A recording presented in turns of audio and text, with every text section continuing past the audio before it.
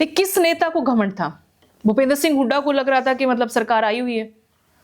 आप तो बहुत मैं करीब ही रहे हैं उनके। हाँ बिल्कुल, निश्चित तौर पे देखो, किसी एक को ब्लेम ना करके मैं तो पूरी पार्टी को ही कहूंगा, क्योंकि इसके लिए पूरी पार्टी जिम्मेवार है। जो पार्टी के प्रभारी लगाए गए, उनका भी बड़ा यूं था कि ये तो ऐसे आदमी हैं, बिल्कुल मेहनत करने वालों को आगे लाते हैं, और राहुल गांधी की तरफ से भी यही बातें की जा रही थी। और अगर एक आदमी 6 महीने पहले दूसरी पार्टी से आके, जो पहले भी उस पार्टी का जब बुरा समय था उस समय छोड़ के चले गए, और फिर जब, मैं तो यूँ कहूँगा हमारे जैसे नौजवान जितने भी लगे हुए थे हरियाणा प्रदेश में, हर कॉन्स्टिट्यूएंसी में 4-4, 5-5 नौजवान साथी मेहनत कर रहे थे अपने लेवल पे, और साधारण परिवारों से होते हुए अपनी, मैं तो कहूँगा अपने औकात से ज़्यादा वो खर्चे कर रहे थे और मेहनत कर रहे थे। उन लोगों की बदौलत जो पार्टी की हवा बनी थी, लेकिन उन लोगों को दरकिनार करके पूरी पार्टी ही इसके लिए जिम्मेवार है। तो लेकिन एक जिम्मेवारी आपके ऊपर भी डाली जा रही, दुष्यंत चौटाला जो 5वें नंबर पर रहे, उसमें आपका भी बहुत बड़ा कंट्रीब्यूशन है कि जहां से इतनी बड़ी जीत के साथ विधानसभा पहुंचे थे, सत्ता में भागीदार रहे, फिर वो चुनाव में ना सिर्फ हारे बल्कि 5वें नंबर पर रहे। वो कह रहे कि साठगांठ थी, भूपेंद्र सिंह हुड्डा ने जानबूझ के आपको वहां पर खड़ा किया। वो अपने ममेरे भाई के ब्रिजेंद्र सिंह को लेकर कह रहे थे कि उनको हराने के लिए एक साजिश रची उस सीट पर, उचाना कलां पर। इसमें कोई सच्चाई नहीं है। देखो, मैंने चुनाव इसलिए लड़ा क्योंकि मैंने 10 साल दिन रात कांग्रेस पार्टी के लिए मेहनत कर रखी थी। वैसे तो मैं पिछले लगभग 24-25 साल से स्टूडेंट लाइफ से ही राजनीति में से करिए था, वहाँ छात्र राजनीति की, उसके बाद कांग्रेस ज्वाइन की 99 में,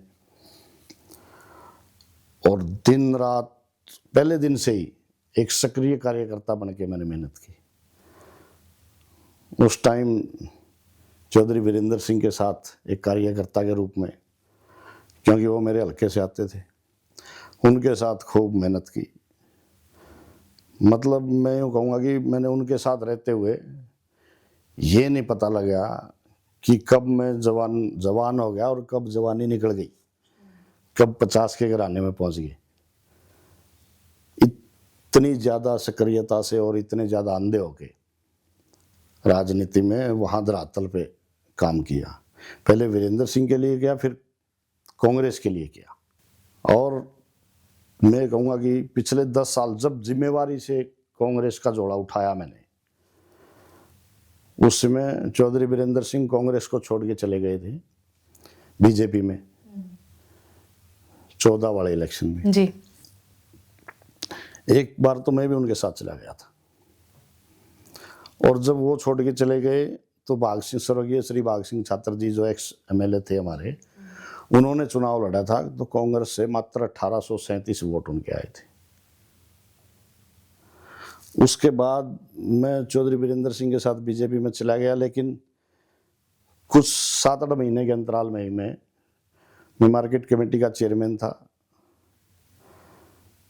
तो वहाँ वीरेंद्र सिंह के परिवार ने इंटरफेयर करना शुरू कर दिया, मैं जब चेयरमैन था, कि मैं जो काम कर रहा था मेरे हिसाब से नहीं कर सकता था, और उन्हें खतरा महसूस होने लग गया कि कहीं ये लोगों के साथ इसका तालमेल अच्छा है, ये लोगों को वे काम आते हैं तो उनको संतुष्ट करता है, चाहे मेरे पास इतनी पावर नहीं थी कि मैं उनके काम कर सकूं, लेकिन इतना ज़रूर था कि मैं उनके दिलों में जगह बना चुका था।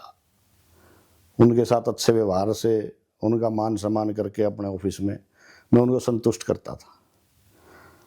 लेकिन ये बात वीरेंद्र सिंह के परिवार को सहन नहीं हुई, और जो वीरेंद्र सिंह के वहाँ भतीजे धरातल पे जो काम करते हैं, वो ये तो गिनने लगे कि दिन में कितने आदमी चाय पी के गए। जब 200-200 आदमी चाय, 200-200 चाय लगने लगी, तो उन्होंने ये बात सहन नहीं हुई, और सुबह शाम अपनी चाची को फ़ोन, अपने चाचा को फ़ोन कि यहाँ तो ये हो रहा है।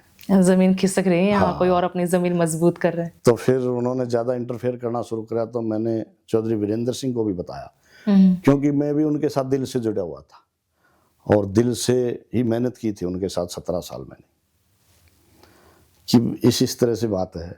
मैं ताऊ जी कह के बोलता था उनको, और वीरेंद्र सिंह की जो धर्मपत्नी उनको माता जी कहते बोलता था, और बड़े दिल से उनके साथ जुड़ा हुआ था। अगर वो एक काम बताते तो मैं मतलब 3 काम करके संतुष्ट होता था। एक दिन भी मतलब किसी प्रकार का खर्च मैंने वीरेंद्र सिंह से नहीं लिया, सब अपनी जेब से। बल्कि जो भतीजे होते थे वो तो काम करके बिल दे देते थे, कोई रैली का, जलसे जुलूस का, किसी प्रोग्राम का। लेकिन मैंने कभी भी मतलब किसी भी प्रोग्राम के और 10 रुपए तक उनसे नहीं लिए। ऐसे करते करते कितने पैसे लुटा दिए होंगे? ऐसे करते करते मतलब एक साधारण परिवार का, किसान का बच्चा बर्बाद ही हो सकता है, और इससे ज़्यादा तो क्या हुआ। तो मैंने मतलब करोड़ों रुपए अपनी औकात से ज़्यादा खराब कर दी। तब तक तो मैं टिकट भी नहीं मांगता था। अच्छा। तो लेकिन जब चेयरमैनी के दौरान मैं 6 ही महीने हुए थे, तो मैंने चौधरी वीरेंद्र सिंह को बताया कि ऐसे ऐसे बात है जी, अगर आपने मेरे ऊपर विश्वास था तो मैं वहाँ बिठाया हूँ चेयर पे, तो विश्वास था तो ये मेरे को काम करने दो, अगर विश्वास नहीं है तो मैं छोड़ देता हूँ, मेरे को कोई चेयरमैनी का लालच नहीं है। मैं मोर बन के बैठना पसंद नहीं करूँगा। अगर मैं किसी कुर्सी पे बैठा हूँ और उस कुर्सी के जो अधिकार क्षेत्र उस कुर्सी का है, अगर मैं वो काम भी नहीं कर सकता तो फिर कुर्सी पे बैठने का मेरे को कोई अधिकार नहीं। तो मैंने ये बातें कह के, और मैंने 1-2 दिन के लिए कहा कि आप या तो उनसे बात कर लो, नहीं तो मैं रिजाइन करूँगा। तो उन्होंने मेरे को 2-3 दिन कोई जवाब नहीं दिया। मैंने फिर अपना उठा के रिजाइन दे दिया। बहुत से लोगों ने कहा, वहाँ मार्केट कमेटी के चेयरमैन का मंडी में आड़तियों के साथ संपर्क होता, वो परिवार ही होता पूरी मंडी। वहाँ भी बहुत से लोगों ने मेरे को कहा कि अच्छा अजीब आदमी है यार, लोग तो पंचायत का मेंबर बन जाए उसने नहीं छोड़ दे, और चेयरमैन ही तो पूरी उम्र में मुश्किल तो मिला है, जो आदमी कार्यकर्ता के रूप में काम करते हैं, लेकिन ये अजीब आदमी है, इसने चेयरमैन ही छोड़ दी। तो कहा भाई, मैंने भी कहा कि भाई मेरा ज़मीर नहीं मान रहा ऐसे, और मैंने ना चेयरमैनी का ज़्यादा लालच है।